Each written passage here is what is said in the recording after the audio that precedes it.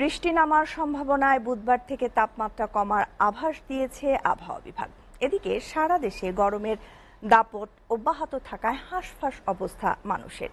দেশের বেশিরভাগ অঞ্চলে মাঝারি থেকে তীব্র তাপপ্রবাহ বয়ে যাচ্ছে, তবে গতকাল সিলেটে 16 মিলিমিটার ও মৌলভীবাজারের শ্রীমঙ্গলে 18 মিলিমিটার বৃষ্টিপাতের পর সেখানে গরমের তেজ কিছুটা কমেছে।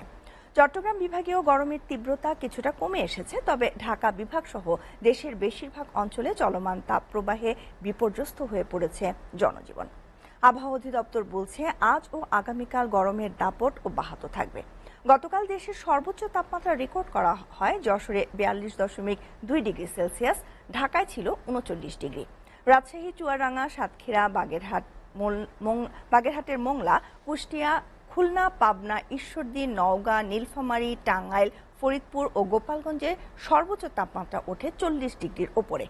প্রচণ্ড গরমে সারা দেশে সাধারণ মানুষের স্বাভাবিক জীবনযাত্রা ব্যাহত হচ্ছে। দুপুরের আগে ফাঁকা হয়ে যাচ্ছে শহরের সড়কগুলো।